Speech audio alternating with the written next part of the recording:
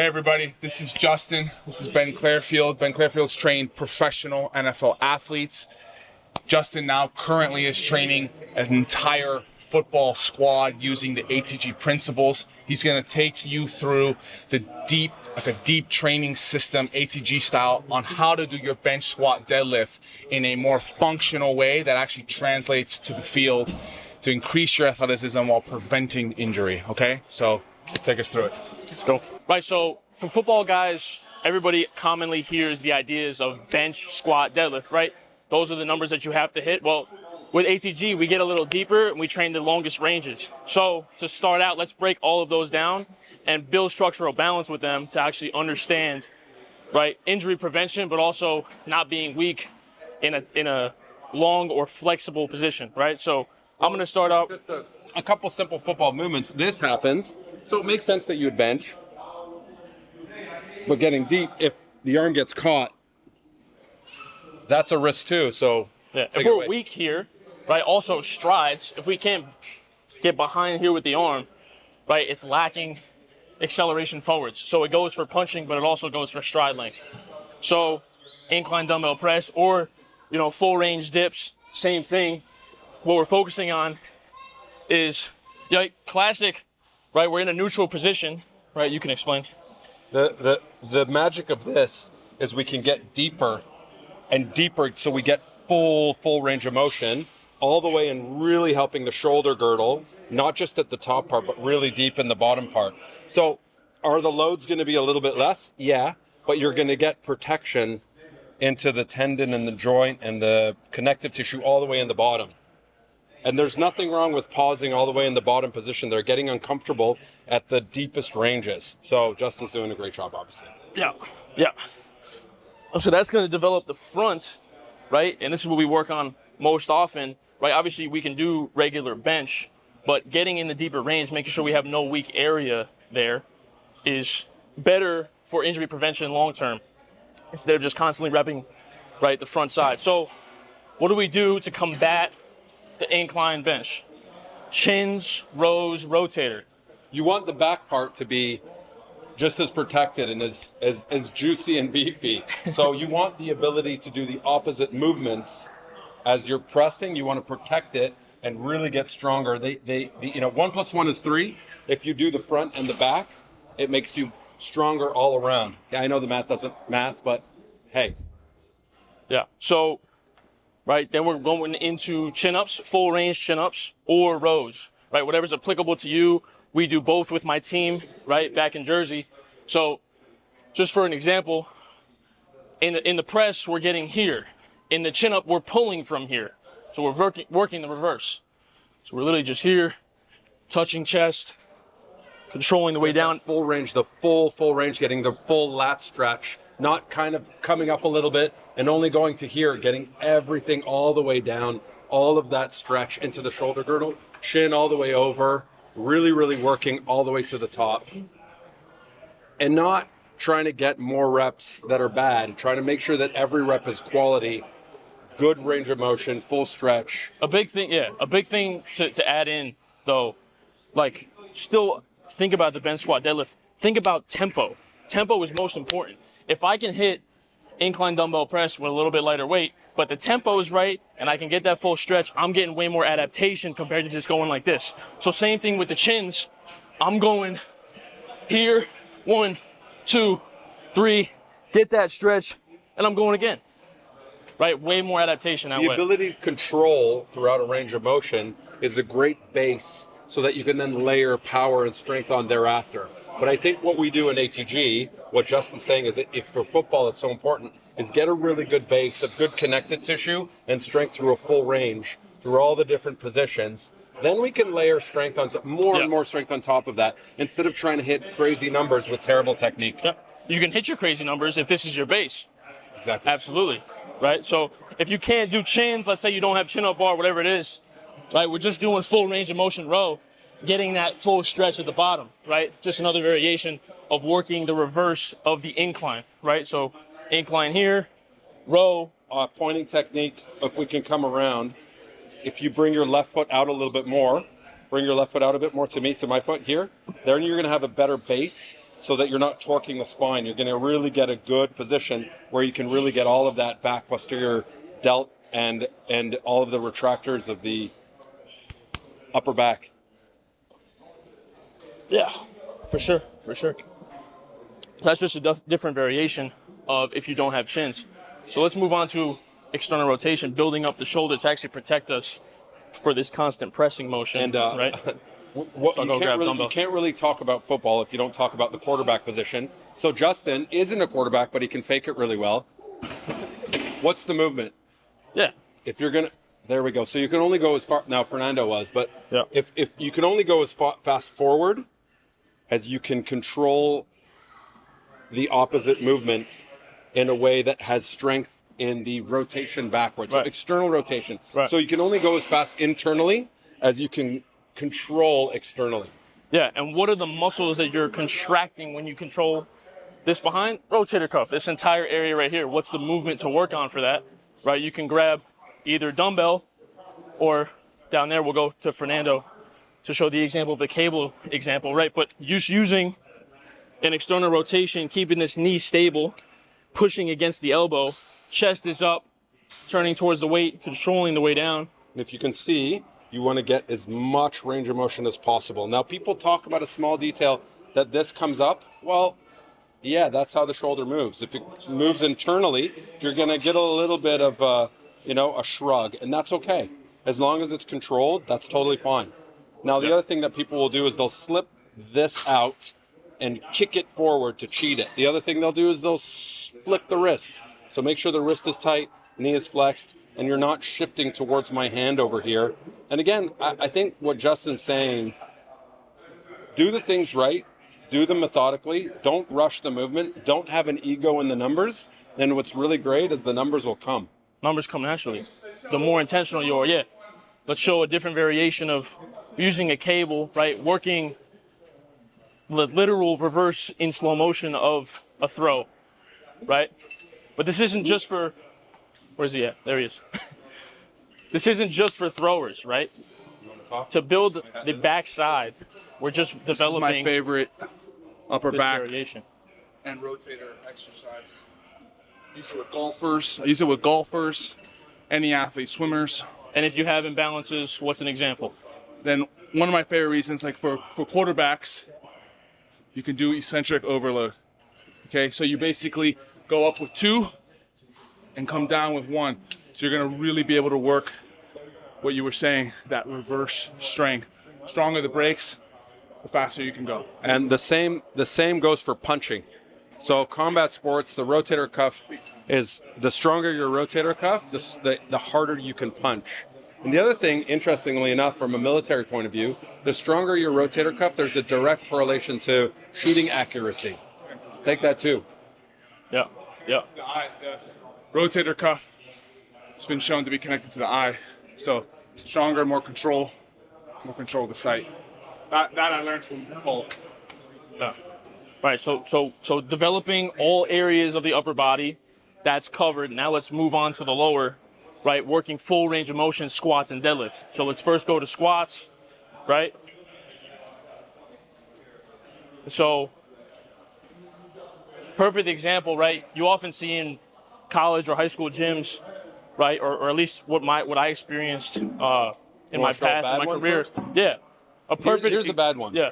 So. Or maybe that's wrong. Sorry, not bad, but a variation. You're lacking mobility. Yes. If you lack mobility, your squat's poor, it leads to injuries, right? So often I was Hold taught. on. Let's ask why. Sure. Why would it lead to injuries?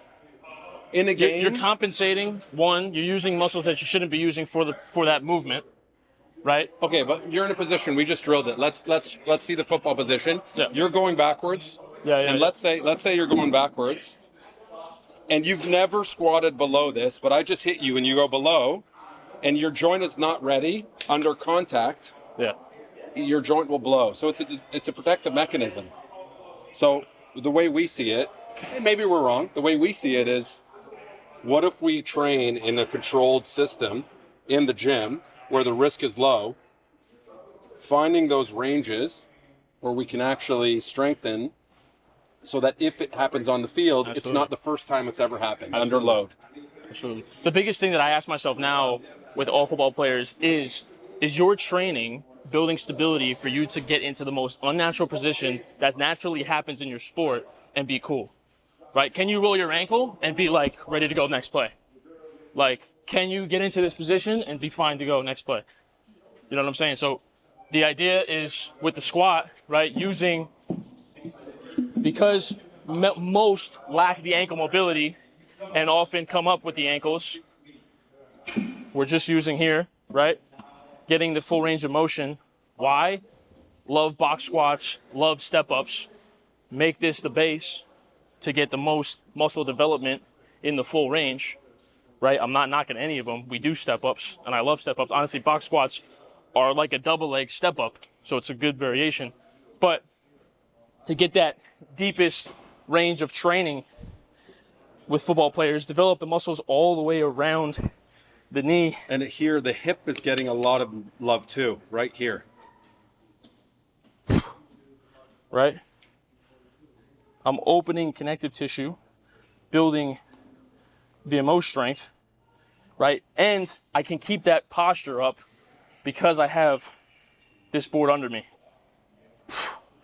right? So working different variations of the squat can always be helpful. And for the record, I've seen Justin squat some serious load like that. So it's not heavy or full range. I mean, again, some of the best squatters in the world are Olympic weightlifters, and they go all the way down. And they wear a lifting shoe, so we don't always wear a lifting shoe with an elevation. So it's not, what we do isn't so dissimilar to them. Yeah. Yeah, for squat depth, right, the biggest thing is like, okay, can I be comfortable, right? Am I firing all muscles around the knee to then be comfortable in the stance that I am in a football position?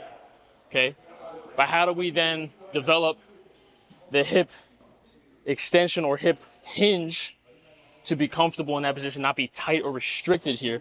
That's where something like the deadlift comes into play, right? But if you, so this is the snapshot deadlift on the podium. One of Fernando and I learned this, and Justin, as from us, is a Charles Poliquin, RIP, staple. Now, what's really cool is that as someone asked once, what would you prefer, a deadlift or a squat? And Charles had the sneaky answer and said a snatch grip deadlift. Because if you see Fernando go all the way down, it's a squat. It looks the exact same at the bottom. I mean, Fernando's got great dorsiflexion. His ankles do really good work, and he's all the way down in a squat. It looks similar to Justin's, but he's getting the posterior chain fun by being connected through the hands, and you're getting all of that magical growth of the explosive power of a snatch grip deadlift and building a posterior chain. Let's just show how this regresses, right? For guys that are like looking at this like, there's no way I'm getting into that position. Cool. Get some dumbbells, grab the bar, whatever it is, get into the RDL, get the butt back, right, with good form.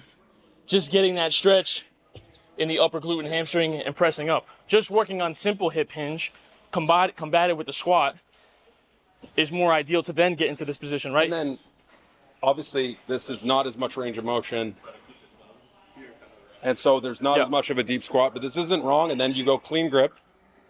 There's nothing wrong.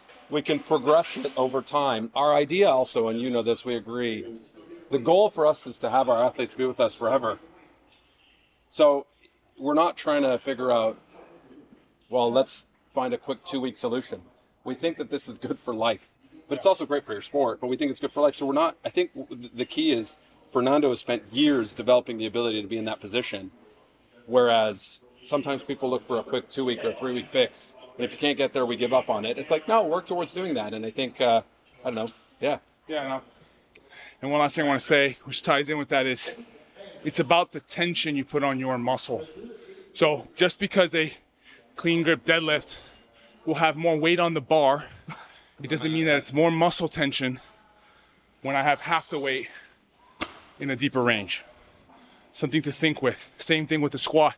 You can have more weight on the bar in a half squat, but if you go all the way down, are you putting more tension, overall tension, on your muscles? So it's about training the muscle, not the bar. And lastly, it's about training the muscle, not the bar. Yeah. Yeah, say that again, please. It's not about training the bar, it's about training the muscle. Absolutely. So last thing I want to say, we're talking about hamstrings here, posterior chain. Make sure to work knee flexion. We have really good video that BC and I are doing about knee flexion, all the variations. It's like an all encompassing knee flexion video, which will be coming out very soon, or it's already out. And train your accessories, so the neck, calves, things like that. So if you don't think that the squat is something that you can get into with heavy load to actually make muscle adaptation for yourself, or you feel too tight, the two that have been a game changer for me when I first started getting into deeper range movements were split squat and seated good morning, right? So let's show different regressions of that for somebody who can build unilateral strength, right? So the goal is this. Maybe go sideways so that you see. Yeah. The goal is cold like this, driving it. I mean, hamstring, calf, back knee pretty straight, body pretty upright, and I know I've seen him. He can load this pretty well. Yeah. A significant quantity of weight, but that didn't just show up. Justin didn't just wake up one day and can do this. This has taken a significant quantity of work, years. Yeah. So again, what a blessing. If you can't do that, there's a goal that you should be able to do for the rest of your life. So, I think the thing is, this is all for football and for performance, but it's also for life. So if you have anyone, a client, general public, your football athlete's mom or dad or uncle or cousin, it's possible that you can start helping them too, because if you can do a split squat, body weight on the floor, good things are going to happen for your body. No question. That's right. So let's show regressions for life to get into that full split squat, and then show, what a good standard is for football players, right? So using the mobility box from ATG, this is a good way to easily regress, right? And I would say that's one of the primary ATG principles is do not be afraid of regressions. Take the time to get the rep and make it perfect so that you can progress quicker by regressing. Yeah. That's you need to say something about that. You need to say Sure. I mean, one of my favorite times was coaching a high school football team. We had some of the most D1 scholarships in America. The guys got faster. They got jacked because we did the stuff in this video. But they really reduced their injuries like crazy. They got very mobile. And for most of them on split squat, it was about starting front foot elevated. Most of them needed some load actually with the front foot elevated to get down into it. And the bigger the athlete is, sometimes they need a load to do that because they're so big. Yeah. There's so much tissue. Yeah. So sometimes realizing that actually a little bit of load for a football athlete is a trick almost to help them get into those deep positions. Yeah, it's not, oh, you can't add load until you're flat ground. For a football player, you might never need to be flat ground on a split squat. My mom, on the other hand, is one of the best ATG success stories. She's 70, and she's never added load to her split squat. And hers you guys are catching me like mid working on it, and I can even grab one weight. Yep. And I was working on it like this, so my back foot's elevated. I'm gonna hold. And I'm actually using some speed to get down there. So for me, I'm treating, this is still a stretch strength exercise for me. But is your average football player for me, this is a cheat code. He's not your average football player. But we had guys doing the splits, playing football, not from trying to do the splits, from ATG split squat, just using what feels good. So for me at this point, elevating my back foot, using some load, feeling that stretch in the back hip flexors, it challenges the front leg a bit more. That's what feels good for me. But for a big football player, you might never have to go flat ground, front foot elevated, but you might need load to pull into the stretch. Yeah. So this one in particular is very personal. There's levels for everybody. I started it like this. I remember this is what made knees over toes guy was me. I remember in a CrossFit gym, they had those stackable boxes for clean and jerk practice. Yep. And so I'd put the boxes next to me. I'd set up boxes for the front foot, boxes next to me, and I'm just in there embarrassingly working it. That's been shortly after I met Fernando, and I was getting a pretty good split squat. We've never looked back. No knee setbacks over 10 years. So keep going. And that's the key. And now, we're at the point now with the high school football team where it's normal to put that bar on back with the split squat, right? If they can be comfortable in that, you know, yeah, just for an example. There might be a lot of bars, more bars available than dumbbells or whatever. Yeah. Dumbbell is my favorite because if something happens, you can drop it. But as a football player, or if you have a big team and squad, you might need more variations to load. So one I spent years doing is the barbell squat. Great for the core, for stability. The rep should look the same as if you were holding dumbbells or no weight.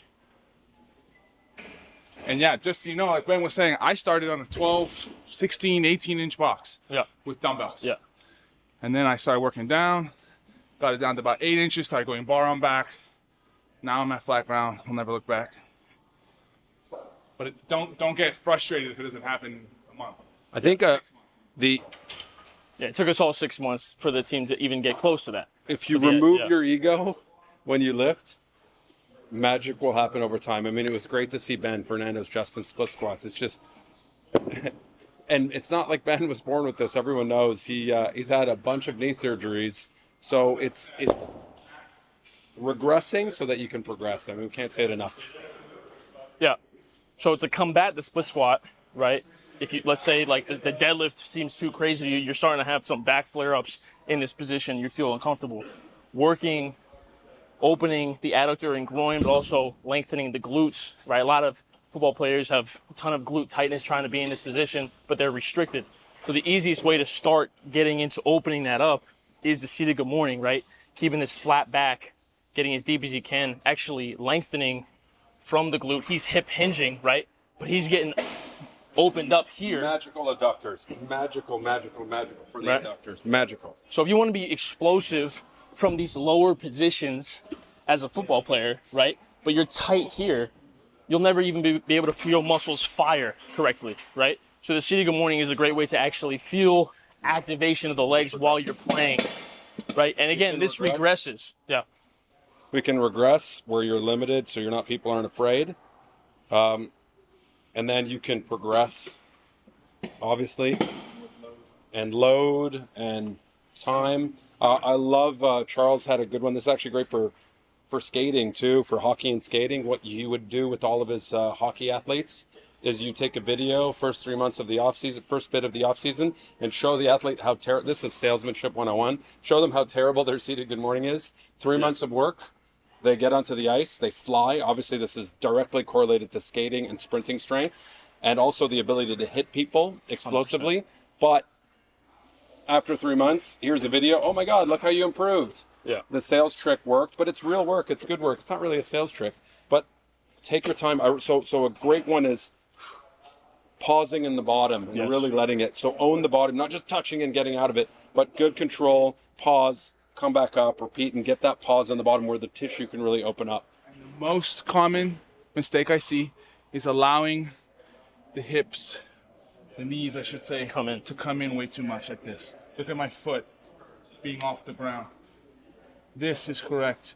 So while you're pausing, you're not, like you said, you are actively pushing your knee out. You're squeezing your glute. You're planting through the heel and the outside of that foot. There's no flop. No relaxation down here. I'm grinding, I'm pushing, ripping the floor apart, okay? Yeah. And then I come up. Yeah. Come down, engage, rip the floor apart, pushing my knees out. You cannot push my knee in here. Either side. Yeah. And then squeeze out.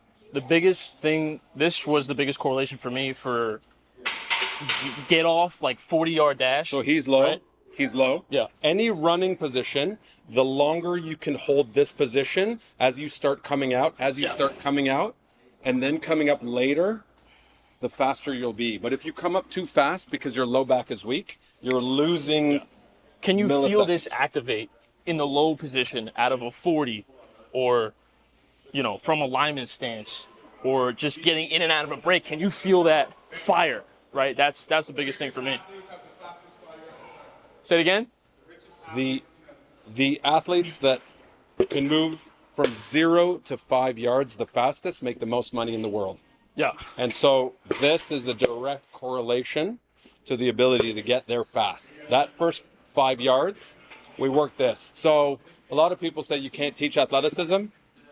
Well, we do. We do. And the evidence is here. Perfect. It's a great one. Really you got to good. be comfortable here. Everything's tight. Everything's tight. Everything's tight. And if anyone can see Show the back. Yeah, show the the back. low back, if you can see, my finger is in between his back muscles. The bigger and thicker these erector spinae are, the more athletic and the more explosive the athlete is. So Wait with regression. Slide back. Yep. For the lineman, for guys that are tight. Yeah. For linemen, you may be really tight, but you got to be really, really strong. You don't spend 6 months doing body weight. You're going to lose your edge of strength. So start loading, but start working at a range and then push that range. Maybe before you go heavier, but you got to lose some load. So just like the split squat, you can progress. So yeah, the range, load, range, load, range, load.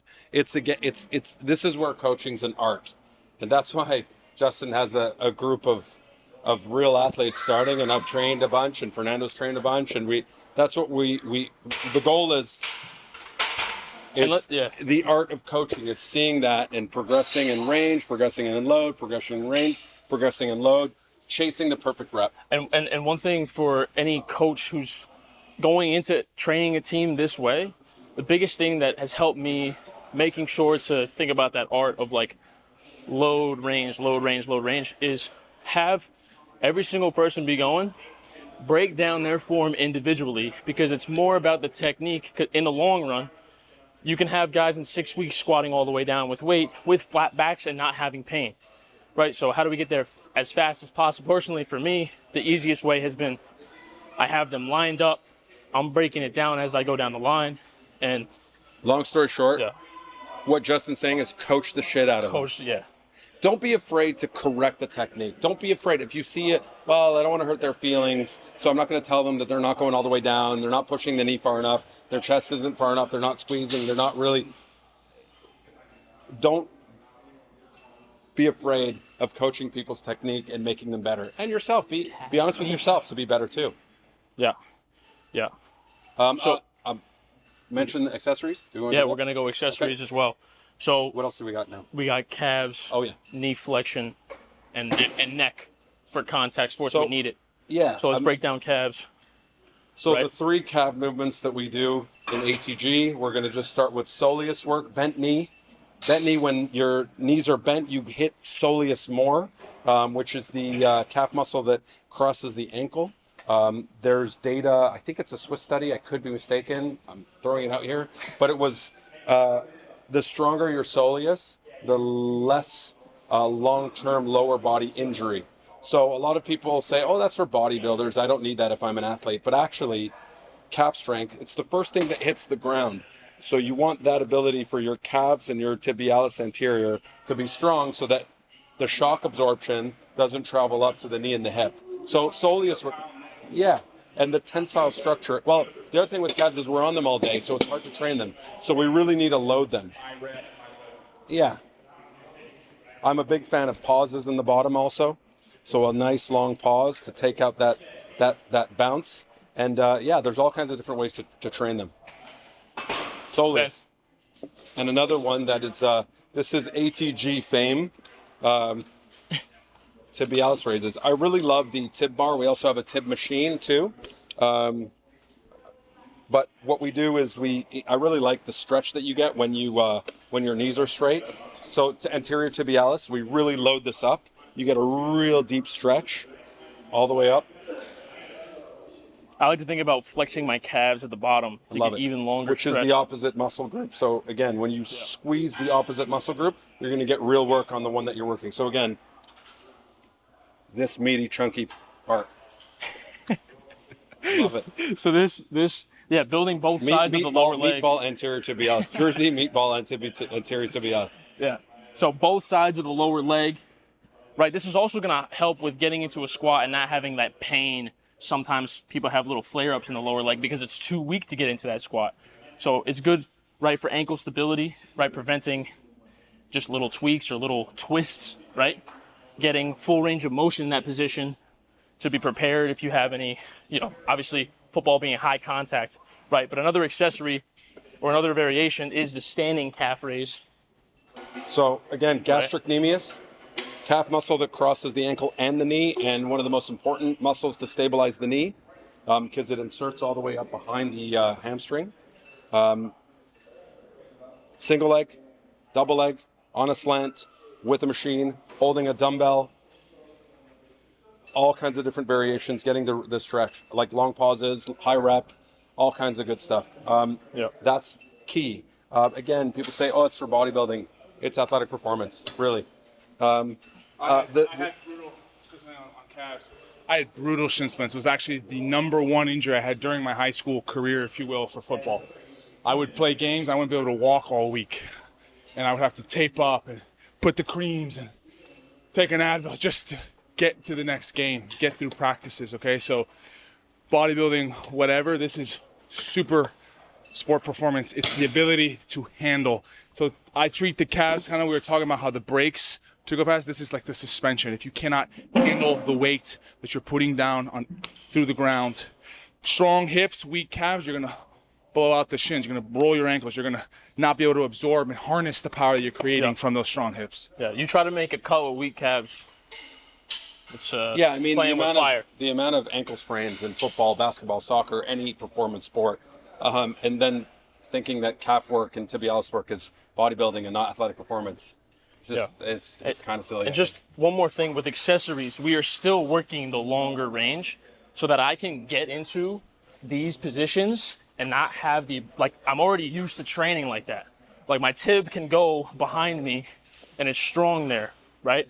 Or the calf, I can hyperextend or get into this deep position and not have that Achilles nervousness or, that thought in my head of thinking I'm going to tweak it, right? So it's still thinking with accessories to work longer ranges. And then key thing to combat any type of breaking down, deceleration, just working the overall backside is knee flexion, right? So either using a hamstring curl machine, working different variations, or the Nordic bench, right? So Fernando has meaty hamstrings. He's worked on it. There's all kinds of different foot variations that one can do. He's planning Poliquin, where you are dorsey on the concentric and plantar on the concentric. There's toes in, toes flat, straight, toes out. You can do single leg in all these variations. I think a lying leg curl is almost an essential piece. We're famous for Nordic curls. For training teams, for training kids. Teams, yeah. With 15 benches on your team, you're not going to have, 15 of these hamstring curls. We will. You make millions. We will. You will. But for right now, when I'm training my team, we got to get the most knee flexion we can. So setting up benches, having guys hold people down, and working this control in that bottom position is so important for overall hamstring strength, but resilience, right? Being able to come up and down. And again, this regresses, right? This is a great piece. Yeah. Old, young, often a big, if you think about it this way, 190-pound DB versus 5'11" versus a 6'5", 310-pound offensive lineman, or defensive lineman, with the mass over here would be much harder, just from a physics point of view, even of the eccentric. That doesn't mean you shouldn't work towards getting them, but doing this means that they can safely get into these positions and work towards that. Now, in an ideal world, you have Nordic curls and leg curls and kneeling leg curls and lying leg curls and standing leg curls and all the different variations, seated leg curls. But I think another ATG success is winning with what we got. And I think the history of ATG is that a Nordic curl is relatively inexpensive, so you can get really good athletic performance work in for both knee rehab and explosiveness in the posterior chain. Also protecting ligaments, right? Exactly. If you want to just mention being strong in that deeper range, right? It feels like your hamstrings are going to rip off. Right here. We go slow and steady and gain that ability, not just flop into the bottom, but really load eccentrically the tendons and the ligaments. So we know that eccentric work builds ligaments and tendons, And so this is something that you can really do. And this is not something that you necessarily go in to go fast, but in time you can get there. But Yeah. it's as I said, slow and steady wins the race. Yeah. But we make sure to not neglect knee flexion. No question. For the hamstrings. Which is commonly, very commonly, And it's with football. if we're going to be sympathetic, it's because of the Absolutely. setup. In a gym of 90 Absolutely. guys, and I've seen it in the pros, there's a gym of 90 guys, and we're talking the pros in the NFL where they have all the budget, and yet they still don't do it. So I've seen them do it on Swiss balls, where they're doing rollouts and stuff for the hamstrings, because they got 90 guys. In my opinion, they should have 15 machines. No but question. they should have 20 Nordic curls, and they should have 8 different pieces, because they have the budget. But if you're coming from a collegiate environment where there might not be as much money, and I know there's millions and millions, so I say that we say that with sympathy. No. But there's an option. You have Nordic curls, and you do partner Nordic curls, which is how you've started. Oh, and yeah. you're going to get to the position where you're going to have 15 of them, and then. But we have goals, right? Yeah. And No doubt. remember, the hamstring acts as a second ACL. The spike in non-contact ACL tears from all the cutting, you'll see it every year in every major, USA sport, soccer, I'm sure too. People are increasing the power of the hips, not increasing the brakes. The engine becomes more and more explosive with the inability of the brakes. So really something's got to give. So ATG, what we do is first we build the brakes, then we put a rocket ship on you. And that's athletic performance, really. So it's not that we disagree with athletic performance. You're going to box squat, you're going to deadlift, you're going to hang clean, you're going to do all of those things. There's nothing wrong with that.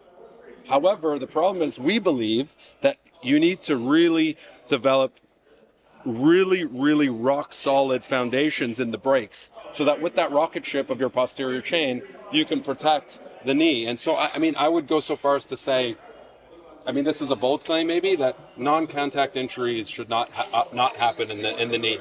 It should not happen. No, it should that's not my happen. opinion. If there is correct training, again, I'm not throwing hate, but that's my opinion. Yeah. Now, contact's a different ballgame. When great big forces collide, something's got to give. But the more resilient you are, the more protected you are with musculature and ligaments and tendons, really good things will happen. So that's what I would say. And I would say what Fernando's saying is absolutely correct.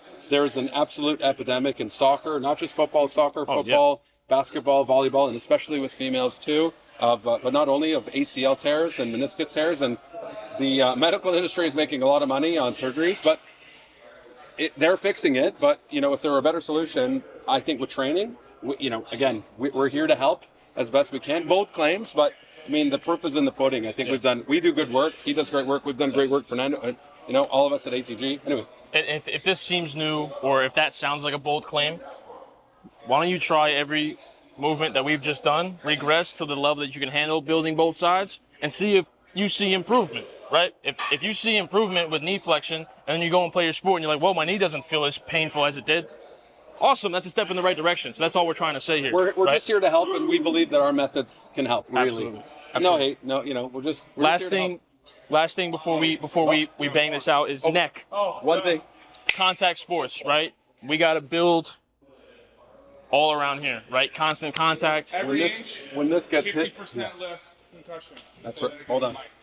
Every inch of thickness is 50% less chance of concussion. So because the concussion is this and rattled, but the stronger the neck, the more bracing there is. So we like doing this as a beginner. It's also so easy to enter, and you can do it against the wall for a real regression. Yeah, I can show the wall as well. But I like This going is up. neck bridge, just 8 holding. seconds. 7, 6, 5, 4, 3, 2, 1. Good. Down. We do 2 more. Whatever. Yeah, 2 to 3 sets more, of that. 2 to 3. Right. And that's just Beginner though. And then you add flexion later, but really we start with extension. Just working beginner. It's against the wall, right? This is where we started with my team, to be honest, because they never worked any neck strength. So this is where we just started. And people get sore real fast, so just be careful. Again, same thing, 8 seconds, come back to the wall, rinse, repeat. And as you get lower, it's harder, obviously. Yeah, feet further out is more difficult, more tension on the neck. But just working that alone is going to build up muscles from the top even to the mid-back all the way down, right? That arm being strengthened. Go slow on this one. Don't rush into it. There's all kinds of ways where you can load it later with a band. We have more advanced variations of flexion, side flexion, extension, and there's doing it quicker. But with neck, take your time. People are very sensitive. People feel like they got punched in the face. Just take your time with this. Yeah. Build it over time. But it's important. And At least once a week, so and you can get to flexion. starting Obviously, with this is important backside, too. then work the front side, right? So that was just extension. We're now working flexion of the neck, right? Using a strong neck, right? Just controlling that way down, using some load to get that stretch through those muscles in the front, and then fully flexing through the top, right? Just building balance between sides is key. And it's just crucial for football players, right? Just working different variations of the neck. Any contact sport Yeah. should be doing. Any- Everyone should do it, but and also the other thing is, everyone's doing this in these days, so some extension's probably a good thing for everyone. Yeah. That's Cool. it. That's it. Performance, Deep training systems for football. performance, ATG. Let's go, bro. And as always, stay locked in. There you go.